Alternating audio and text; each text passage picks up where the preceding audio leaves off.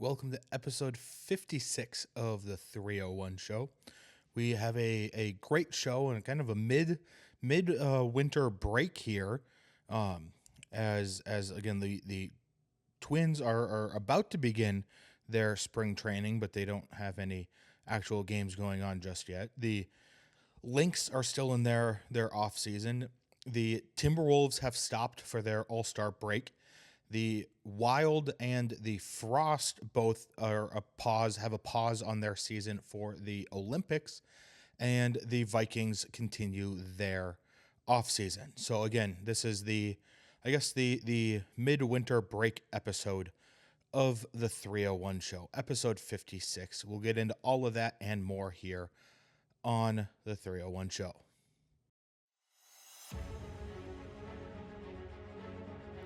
From the land of 10,000 lakes and just as many heartaches, welcome to the 301 show. We're here to celebrate, commiserate, and maybe, just maybe, see a Minnesota team win it all. Whether you're dreaming of a Vikings Super Bowl, reliving the glory days of the Twins, or still recovering from the Timberwolves roller coaster, we've got you covered. This is the 301 show, where the North remembers and the passion never fades.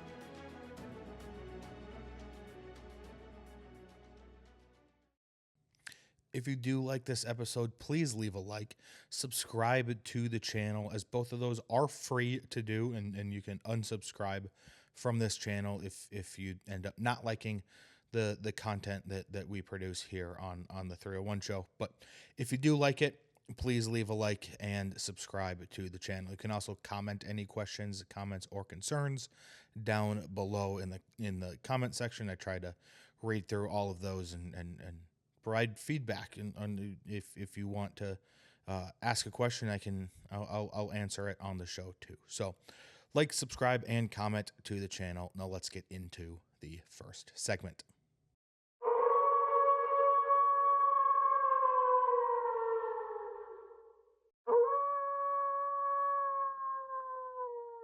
All right, moving on to the Wolves Den here. Again, the All-Star break is currently taking place, so we're about halfway through the season. Again, it's not exactly halfway. We have played more games thus far, but the Wolves sit with a record of 34-22. That puts them 6th in the Western Conference and 10th in the NBA. The last 4 games that they played going into this week was weird. So they lose to the Pelicans by 4. And they lose to the Clippers, the Pelicans game was 119-115. Then they lose to the Clippers by a final score of 115-96. So they got absolutely destroyed by the Clippers. And then they take on the Atlanta Hawks, where they win 138-116, which is not that big of an accomplishment because the Hawks are terrible this year. But then they take on the Portland Trail Blazers, and this was last night as I am recording this. If you're watching this on the day that it is being uploaded, they beat the Trailblazers 133-109. But the Wolves just seem to be in a weird situation right now, and there was comments going back and forth between Chris Finch and Rudy Gobert after they had lost those 2 games against the Pelicans and the Clippers. But they were saying that basically, like, Rudy was trying to say that the Wolves, we as in them, the players, need to get better at or like, they obviously didn't play well those few games, but at the same time they need somebody to take responsibility for the losses when it's clearly not going well. So it sounded like he was putting the blame more on the coaching staff for not making changes like that, or making changes during the game. And he was saying, like, if it's clearly not working during the game, then something else needs to change. And I just Chris Finch was asked about it then, and he was basically saying, we'd like to handle this in-house and behind the scenes, which I completely understand. I just think that I kind of agree with Chris Finch. I don't think any of this needs to be handled through the media. If Rudy Gobert has a problem with the coaching staff, he should go to the coaching staff to talk to them. And same thing with Chris Finch. If he has problems with the players, he shouldn't go to the media. He should handle that behind the scenes. And this is how you get more of like a toxic kind of locker room and a toxic workplace, and how there's more division. This was what we saw, and I know this is a different sport now and different team, but this is what we saw with the Wild a few years ago with Dean Evanson. Is he just completely lost control of the locker room. And I'm just wondering, like, is that what is happening here? Is Chris Finch in the process of losing control? Because they are still, 12 games above 500. They're 34-22. Like they're still a very good team. They still have an well above 500 record. They're still a top 10 team in the league right now. It's just standings wise. And it's tough that they are, in the Western Conference, because that means there's only 4 Eastern Conference teams ahead of them right now, and they'd be, another spot ahead, and potentially even more spots ahead if they could have an Eastern Conference schedule. But which we can get into that. There's another discussion there to happen. But I just think that they are not 100% handling this the right way, and they're going to the media, and they're going to third parties basically to complain about each other, when they should just go, hey, I have an issue with this, and we need to talk about it, and we need to talk about it as a team. And I think that's the better way to handle it than complaining to the media. I also think too, like, if you look at the last 4 years of this team, this is how it's gone. Excuse me one second. But this is how it's gone over the last few seasons. Is they've gotten off to a pretty good start, but then they just struggle, during the middle of the season, and it seems like they just lose interest in the middle of the season, and it seems like they're kind of dragging in the middle of the season, and they think the season might be too long, and they then ramp it up. Like last year, they were hanging around like 10th, 8th, 9th, 10th place, and in the play-in, and it took them, the last 2 or 3 weeks of the regular season to really ball out, to get up to the 6th seed. And right now, like, yes, that's better, because right now they are in the 6th seed, and if they ball out the last couple weeks of the regular season, then that could get them up to the 3 seed, because they're only like a game and a half, 2 games back of the 3 seed right now. But I want to see this team just have a game, or have a season where they are just consistently in the top 3, and the closest one to that was a few years ago, when the year they played Denver in the playoffs. And I just want to see a consistent season and not a streaky season out of this team. And I just think that is not what we are seeing this year. And they lose 2 games to the Pelicans and the Clippers, who sold at the trade deadline. And they lose again to the Clippers in embarrassing fashion. And the Clippers did sell some of their really good pieces and at the trade deadline. So they just, are, again, just not playing well at some points in the regular season here, and it just seems like they don't care at some points. And I think that one part of this is the fact that now they can rely on some more depth. So when some of the starters don't care, and they can, bring in some more rotation pieces, like the Io Desunamo that they brought in for the trade deadline, or brought in at the trade deadline, is playing very well off the bench. Like he's not putting up Anthony Edwards numbers by any means. But that's not what he was expected to do.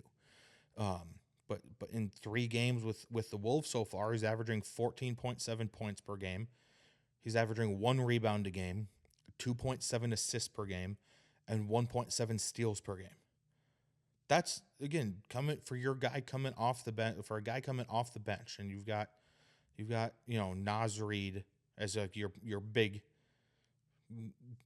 big man, as in terms of what his height is, but also big man and a big bench player in terms of just production wise. Like Naz is like the 6th man, and looks like he could very well win another 6th man of the year.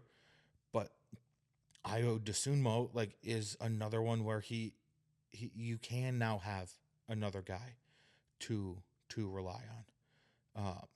And I think that's fantastic. I think you absolutely need that. And you can't win the NBA, championship with only 7 players in a rotation, and seven good players in a rotation. Now they have 8 now, with their 5 starters and their 3 coming off the bench. So I do think that helps them a lot at this point, and it helps the starters get some more rest so they can play, maybe less in a game, but play more in the more games, less in a specific game, but then play more games, so they end up playing more over the course of the entire season. But yeah, if we look ahead here, the All-Star break is this weekend. The Wolves do not come back to play until Friday, February 20th, so in a week from today, as I am, again, recording this and uploading it. They play at home against the Dallas Mavericks, and then they wrap up their 6-game homestand with the All-Star break in there against the 76ers at 6 p.m. on Tuesday, February 22nd.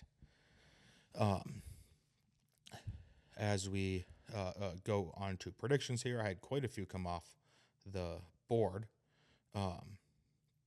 First one came off the board is that the Wolves win their 40th game before losing their 20th in the 25-26 season. I think this should have come off last week, but that was incorrect. I said Wolves win at least 5 of their next 6 games. And in the first 4, they had already lost 2, so that is incorrect. Said the Wolves beat the Clippers by 20-plus points. The Wolves almost lost by 20-plus points. They lost by 19 points.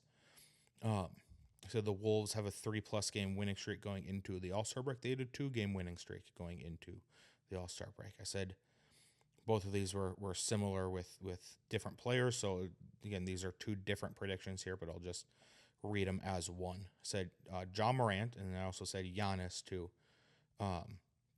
They will be traded this season before the trade deadline, but they will not be traded to the Wolves. Those were 2 players that were very heavily rumored to be going and or be traded, and they were the Wolves were a possibility for a landing spot for both of those players.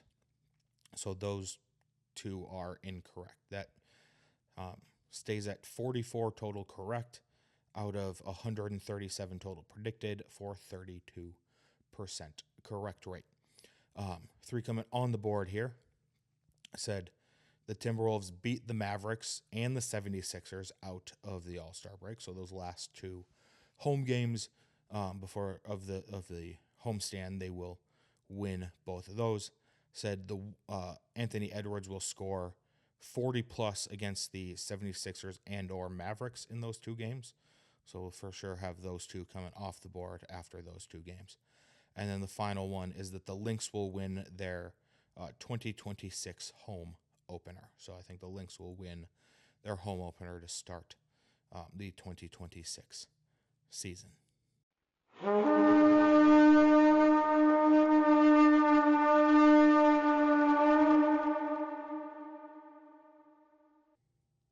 All right, moving on to the Nordic Report here. There's, again, the kind of dead of the offseason here. We haven't started. Obviously, the Super Bowl was just this last week. And again, congratulations to Sam Darnold for winning the Super Bowl and the Seattle Seahawks. But we are looking at the Vikings offseason. It's the true, complete, official offseason now, as there are no games going on. The Field Yates put out his mock draft here that so we'll go over that, and then there is a quarterback that the Vikings could go after, and honestly, there is one way that I actually would not mind going after him at all. The Vikings going after him, and we'll go over both of those things in this segment here. The first Field Yates mock draft, though, is at pick 18. He did of the Vikings sticking and picking at pick 18 in the first round. Again, he just gave his first round mock draft. So the Vikings drafted. He has the Vikings drafting Brandon Cisse. Kissy, maybe I don't know exactly how to. It's Cisse is Sis. Whatever his last name is. He's a cornerback from South Carolina. And he, again, I think that the secondary is probably somewhere, especially if Harrison Smith retires. I think that would be they have to target the secondary on the either first or second day pick. So in the first 3 rounds of the draft, they would have to, I think, acquire or draft somebody in the secondary, either a cornerback or a safety. So I think this would be a fantastic pick here. The quarterback that if you're not, this would be if you acquire this quarterback, he would be the starter over J.J. McCarthy. And there are a few ways that the Vikings could acquire him, depending on what the team that has him right now decides to do. That quarterback being Kyler Murray. And they do have a new regime in there, so they could be looking for their guy. They could be looking to just overhaul everything at this point. There's a few different ways that the Vikings could acquire him. So if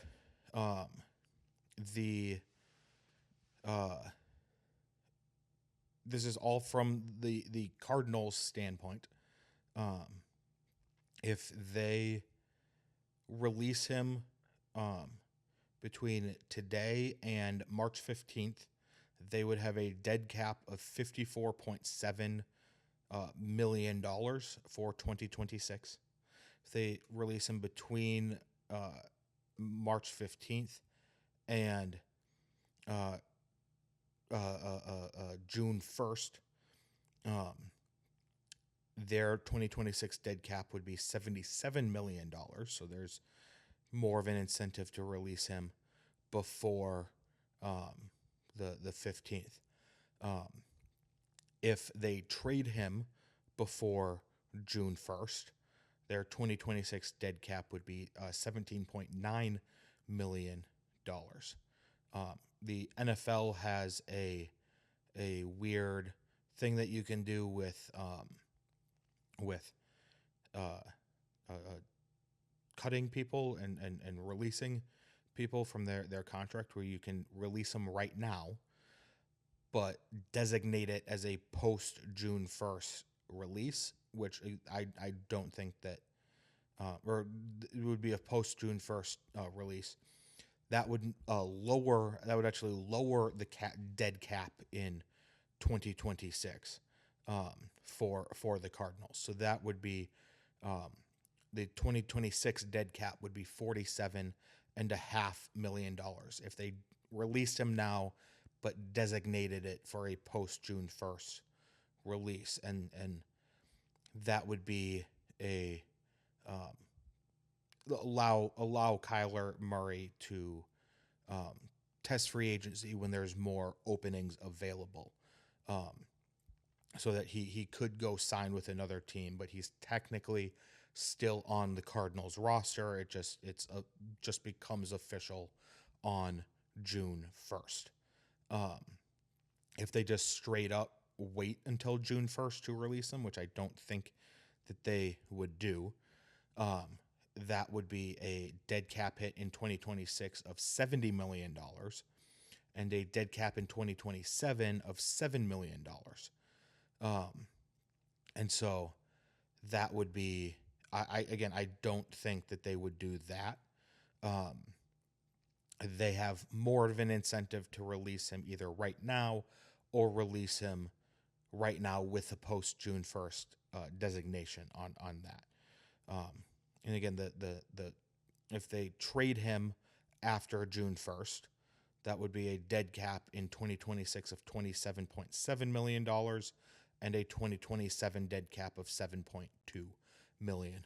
So again, the trade part of it is not, again, the trade part of them, they are more incentivized to trade him before June 1st if they are going to trade him, because it's a lower dead cap this year, and then there is no dead cap next year if they were to trade him before June 1st. But if it's after June 1st, it's a higher dead cap this year, and then there is a dead cap next year, which is lower, still lower than this year's dead cap, though.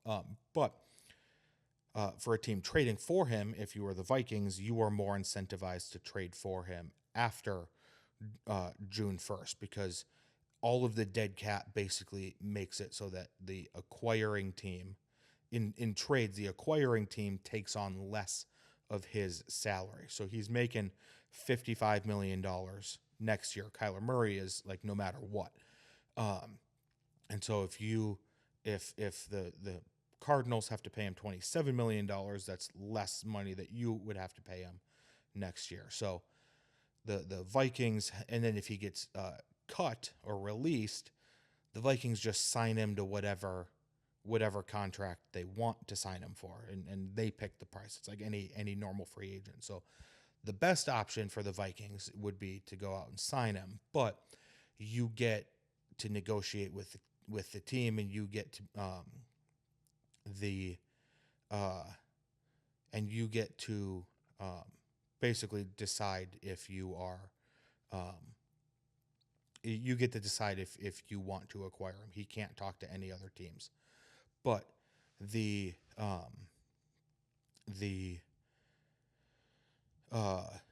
Vikings, I think, would rather sign him because it's they call it offsetting language, and I don't know if he has that in his contract, but offsetting language in a contract would basically mean that the amount of money that you sign Kyler Murray for would decrease the amount of dead cap space that the Cardinals have to take up. So this happened with Russell Wilson a few years back when he got cut from the Denver Broncos and then signed with the Pittsburgh Steelers for like $1.5 million.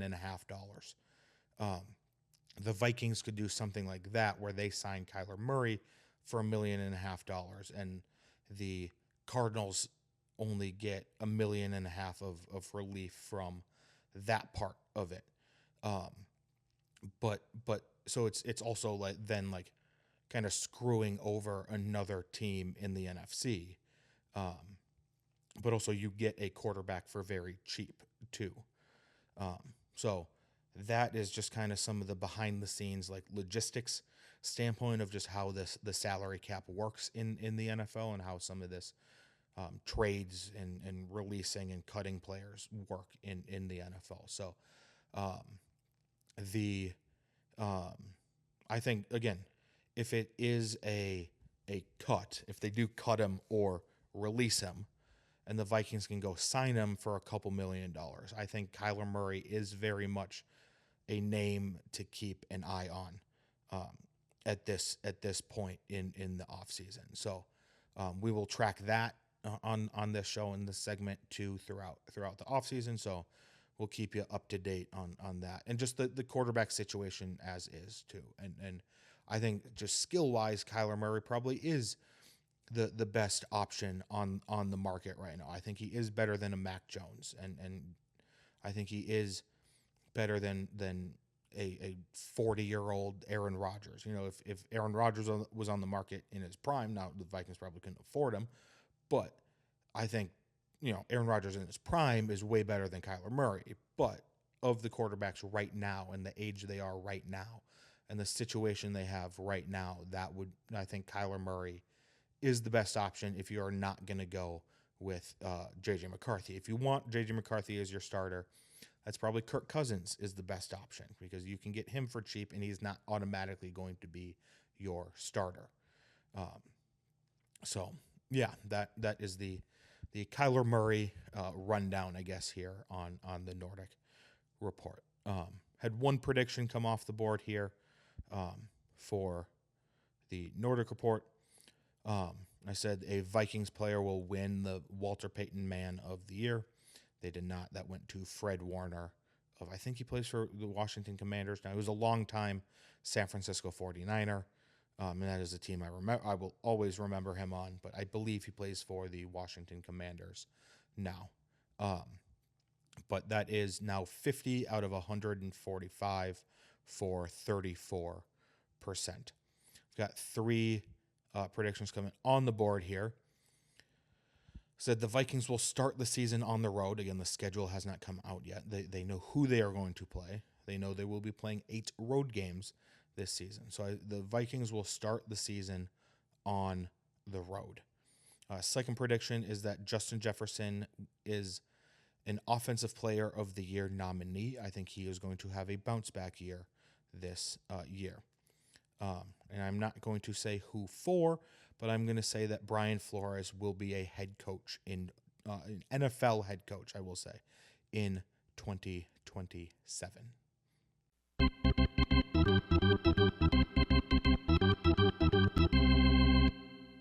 All right, welcome to Target Field Talkers now.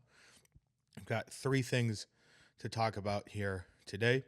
The Twins are bringing back someone that they know, a familiar face. They agreed to a minor league deal with an invite to training camp with not Taylor Rogers. They did that a few weeks ago. They are bringing back Liam Hendriks, who was a starter for the Twins from 2011 to 2013.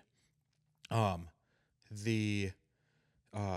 Hendriks was, out in Oakland, and then with the White Sox, where he was a shutdown closer. He's probably at his peak, probably the best closer on this roster.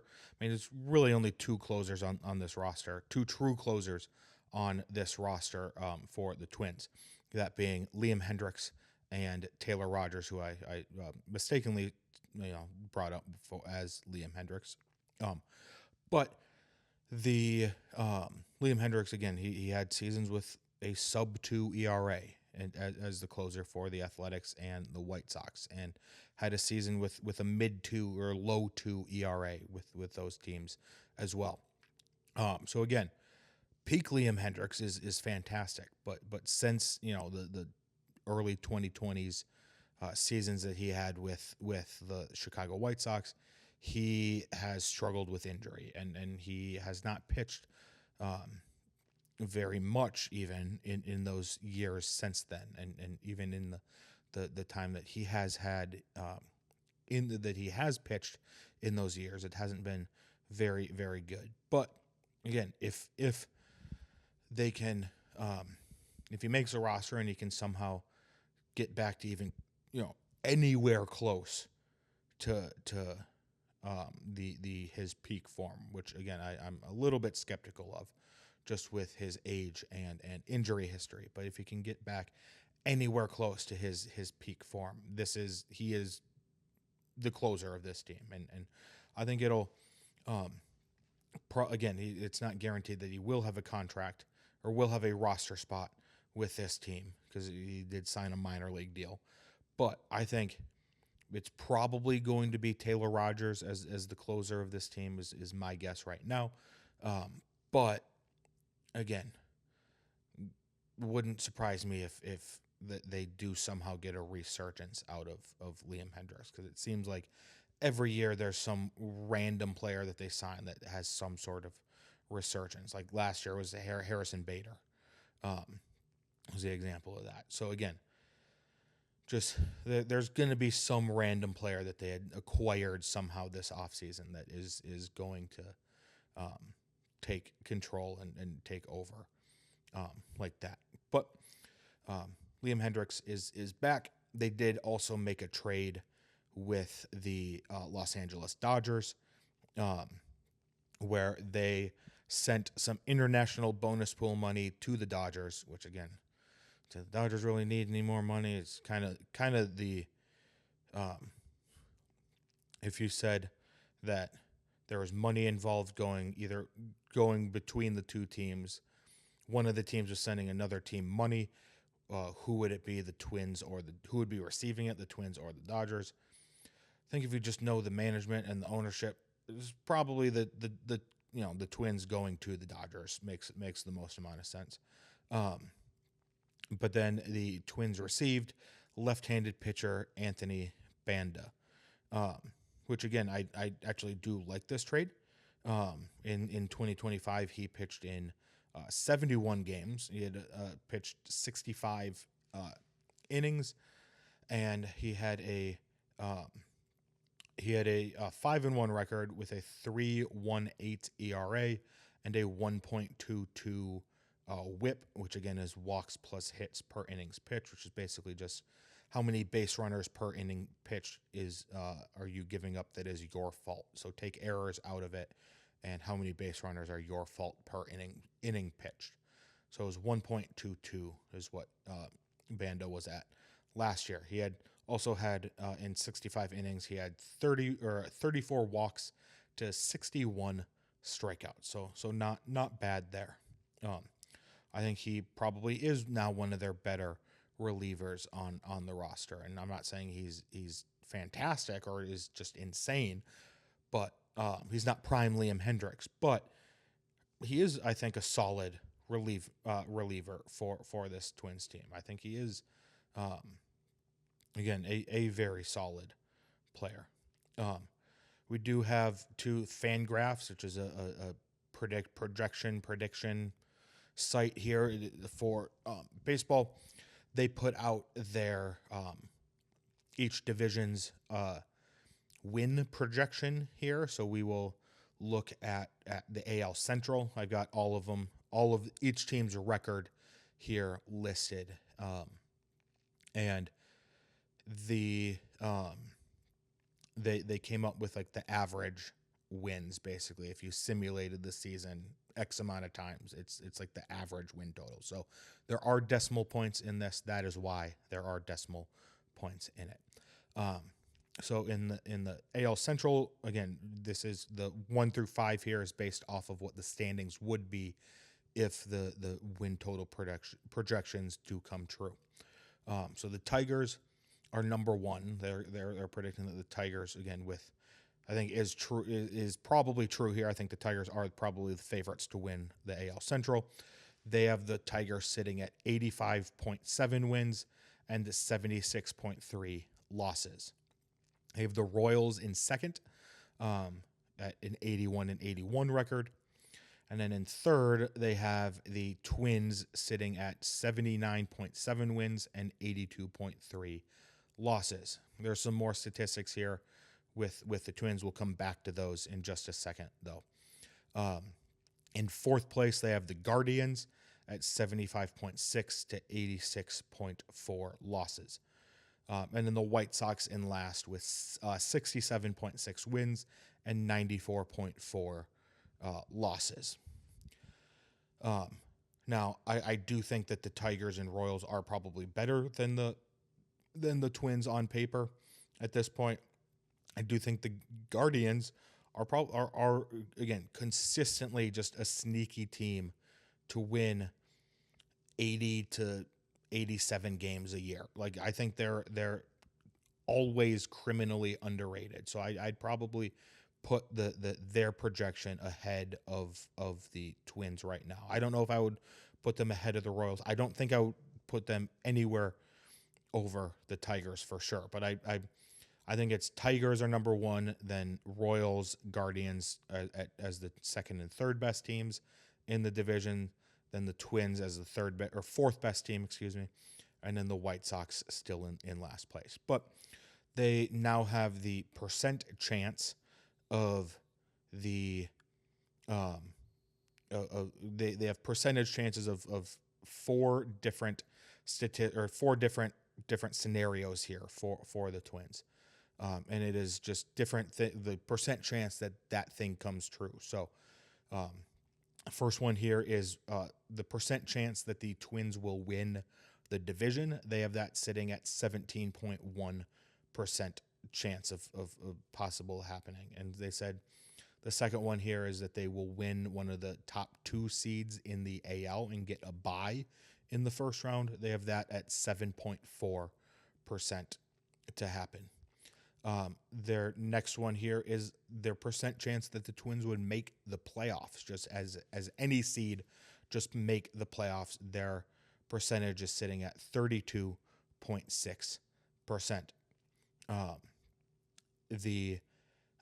Then the final one here is what percentage chances do the Twins have to win the World Series, and that is sitting at 1.3%. So those are the four categories there for the Twins' percentage chances this season.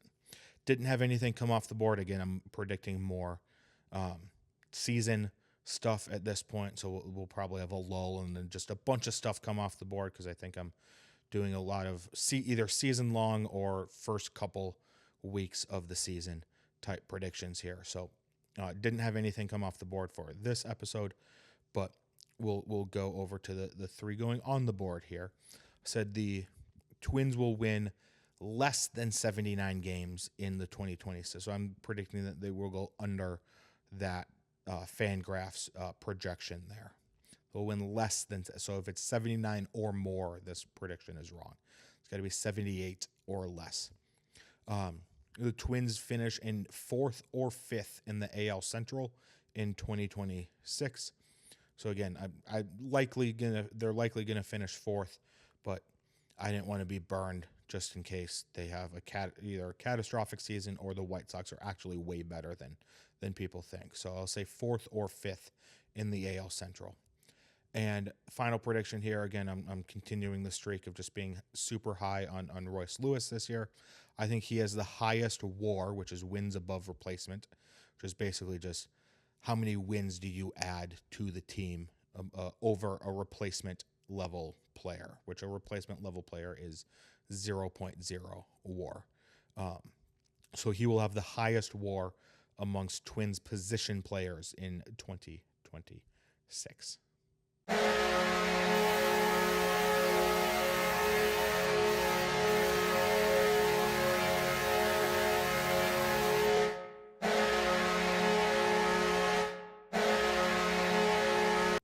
All right, moving on now to the final team segment of episode 56, the Rinkside Rundown. Both the NHL and the PWHL are paused for the Olympic break. Here we'll go over both the U.S., both men's and women's teams so far, and some other wild and frost storylines, mostly wild storylines across the rest of the Olympics here. So we can start with the wild storylines because there's a broader Well, actually, no. Let's start with the U.S. women's team. They are, again, as I'm recording this, they are currently playing a quarterfinal game against Italy. They did advance out of the prelim stage. They, again, last week we talked about how they won their first game 5-1, and then they proceeded to win their next 3 games, 5-0 against Finland, 5-0 against Switzerland, and 5-0 against Canada. So in the 4 prelim games, they outscored opponents 20-1 in those 4 games. Anna Frankel, who is the goalie, the starting goalie for 3 of those 4 games, went 3-0. She had a .978 save percentage. She had 0.33 goals against average and 2 shutouts. So she is playing absolutely fantastically. Again, Kendall Cohen-Schofield has scored a couple of goals. Britta Curl just in this game against Italy that there is currently going on, which we can dive into deeper next week. But Britta Curl scored. Taylor Heisey has a goal and an assist in at least going into the game here against Italy. I haven't been fully paying attention to what the scoring has looked like in this one, which they are looking absolutely dominant here, as through the first 4 games and through 2 periods here against Italy too, they are outscoring opponents 26-1 in those 4 games plus 2 periods. So again, just great showing for the women hockey players thus far. We'll go on to Slovakia here again on the men's side. Seems a little bit weird to go on to Slovakia, but the Wild's AHL goalie, he was the backup in the last 2 games, or at least the second to last game before the All-Star break. Or not the All-Star break, the Olympic break, as Wallstedt was sick. That would be Samuel Hlavak. I'm butchering his name. It's Hlavaj. And he was starting in their first game, in Slovakia's first game against Finland. And again, Finland, I think on the men's side, there is a clear-cut number 1, and unfortunately I do think that is Canada.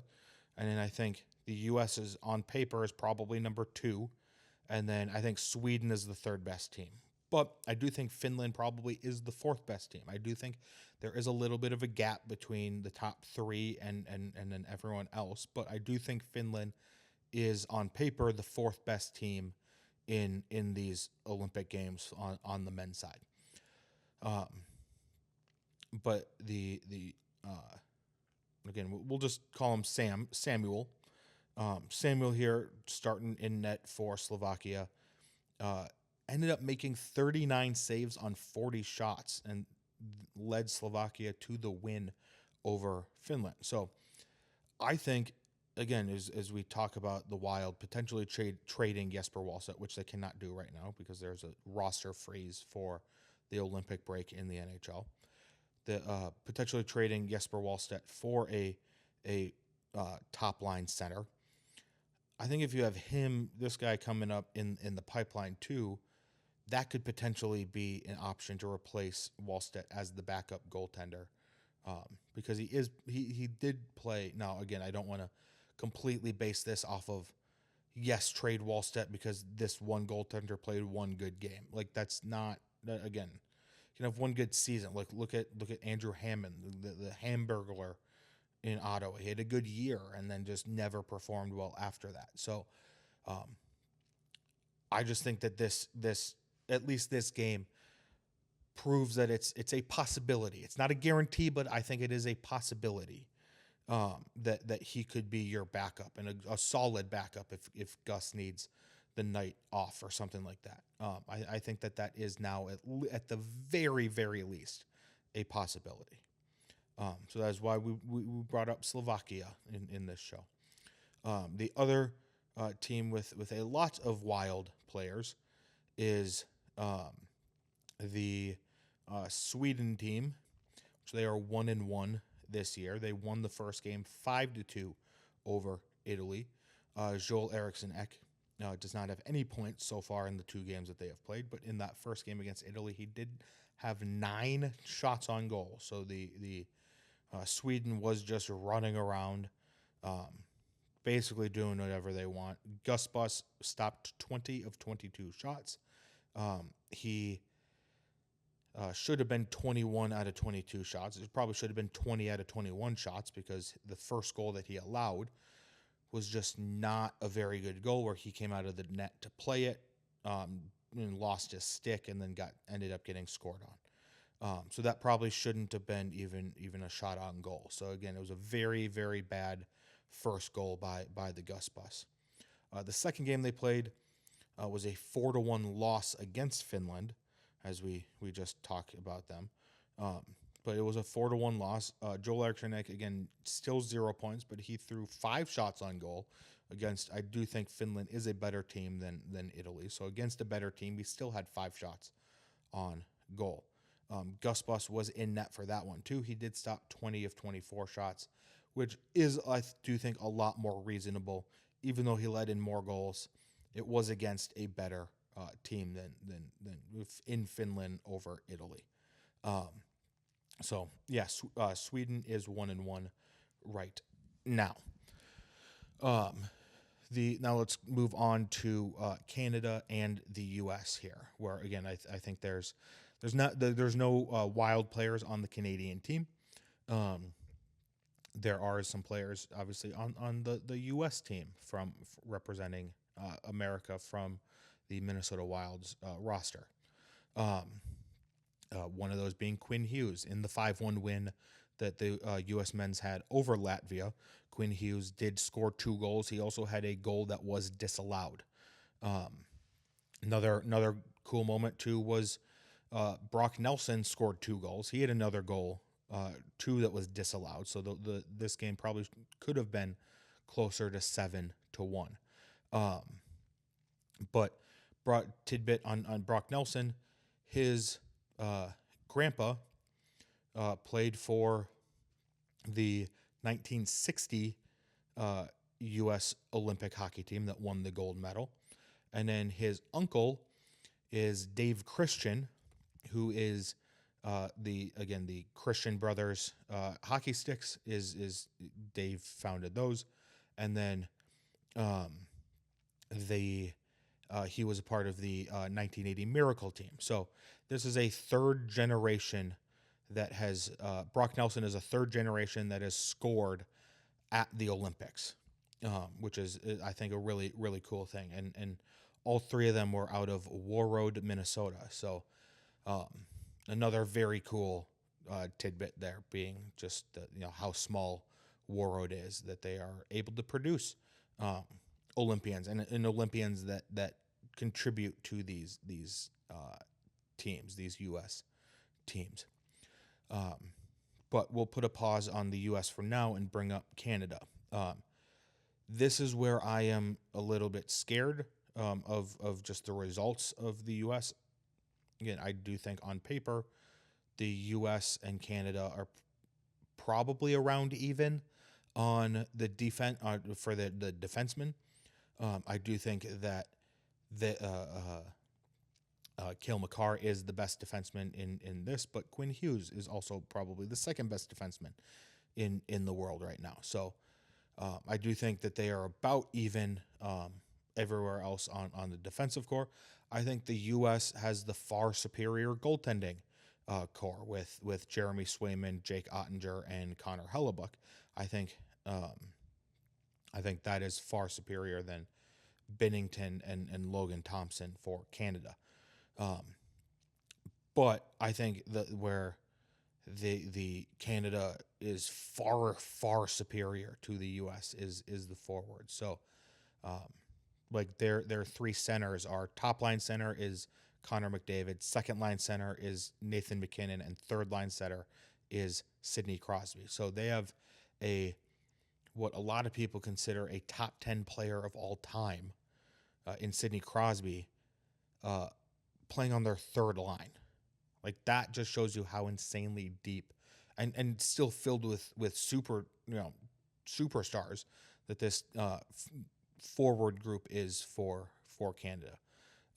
They did win their first game 5-0, and this is where kind of the difference is in the thought process of the Canadian national hockey team and the American national hockey team comes into play. The Canada got to the tournament a few days early. U.S. did too. Got there a few days early to adjust to the time zone, and then the Canada was staying in the Olympic Village for those few days. Let their players experience the Olympic Village. And now they are staying in a 5-star hotel outside of the Olympic Village. And Nathan MacKinnon said, he had a couple of quotes here that I'll read to you. First one is, "I want to enjoy myself, but I'm not here to enjoy myself." And then he also got asked, don't you have to take this all in? And his answer was a very short no. Canada is looking at this as a gold medal or bust.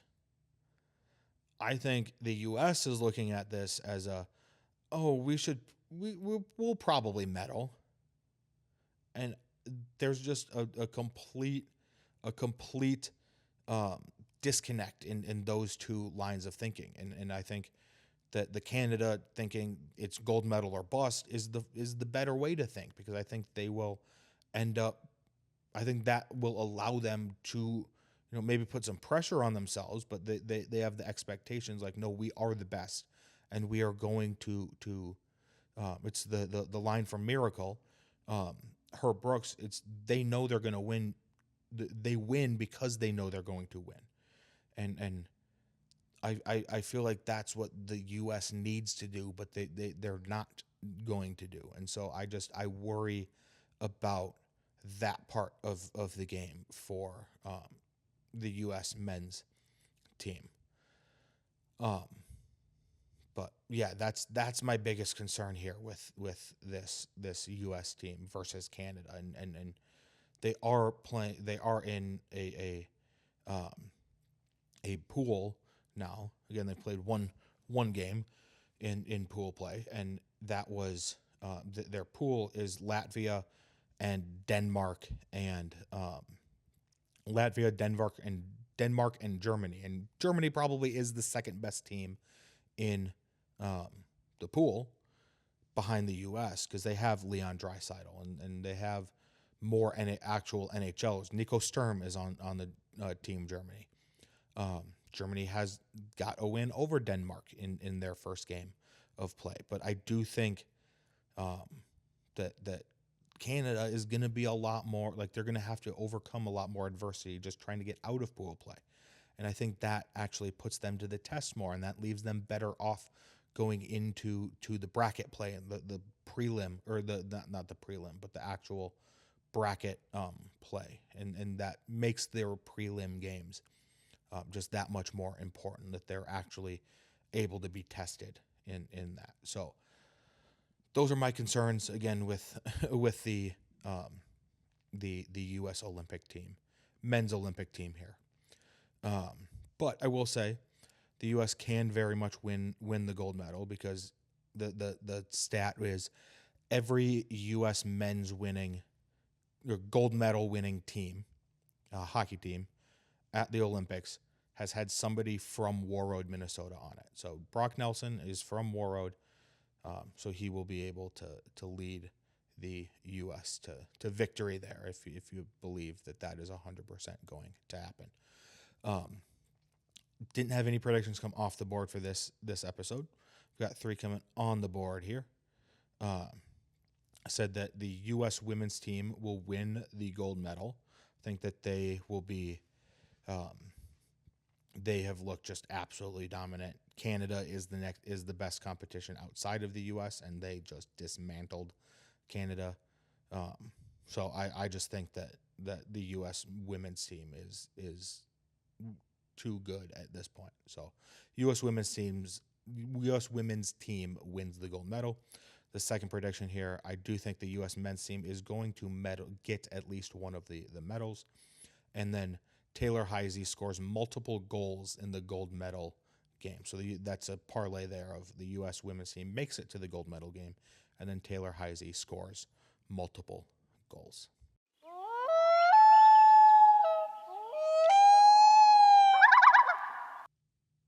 All right, now moving on to the final segment of today's episode, the Power Rankings segment, where we take a Minnesota sports topic and rank it from 1 to 10. If you want to come up with an idea, if you have an idea, leave it down in the comments and we will go over it. We have done such topics as the top 10 villains in Minnesota sports history, the top 10 most hated teams in Minnesota sports, the athlete that got away. We did fan favorites last week, the top 10 fan favorites last week. This week's topic is the top 10. So the Wild do the not weird Wild ads, and this will be the top 10 not weird Wild ads that they have produced. So the let's get into it. I will link a playlist to all of them down in the description down below, so you can look up which one of these or any of these on this list. So number 10 here is calling it the Big Rig ad. That is the one with Jordan Greenway. His nickname was Big Rig, and he drove a 18-wheeler around. That is the number 10 not weird Wild ad. Number 9 is the Marc-Andre Fleury prankster ad, where he goes around pranking his teammates, and then they brought in Joe Ryan and PJ Fleck and other athletes from around the state and coaches from around the state of Minnesota that are victims of Marc-Andre Fleury's pranks. Number 8 here is the PB&J ad, and that is the Matt Zuccarello and Kirill Kaprizov just doing everything together, like making PB&Js and riding a tandem bike, but it's a stationary bike, one of the workout bikes, and so it's just those two doing everything together because they are best friends on the team. Number 7 here is the copy machine, where they're trying to fix the power play, and they just decide to copy a bunch of Kirill Kaprizovs with the copy machine. Number 6 here is the Flowers ad, which again comes in with Marc-Andre Fleury, and he is just hiding in a bunch of flowers. That comes in here at number 6. At number 5 here, number 5, the 5th best not weird Wild ads is the Moose sighting. Again, Marcus Foligno's nickname is the Moose, and a family that is road tripping sees a moose walking out of a lake, and it ends up being Marcus Foligno walking out of a pond in his entire gear. He had gotten all of his gear on and then fully submerged in a lake. Number 4 here is the Super Brock ad, where they did the play on Brock Faber wearing glasses and then not wearing them on the ice, and when he turns on or gets onto the ice, he turns into a Superman basically, and takes the glasses off and is now the Superman. Number 3 is the Tarps Off ad, where they are trying to institute tarps off for everybody in the organization, including the Zamboni driver and somebody making copies up in the front office. So they are doing tarps off. Number 2 is the Gus Bus back to school ad, where they are all standing in line waiting for the school bus, and the bus driver ends up being Philip Gustafson.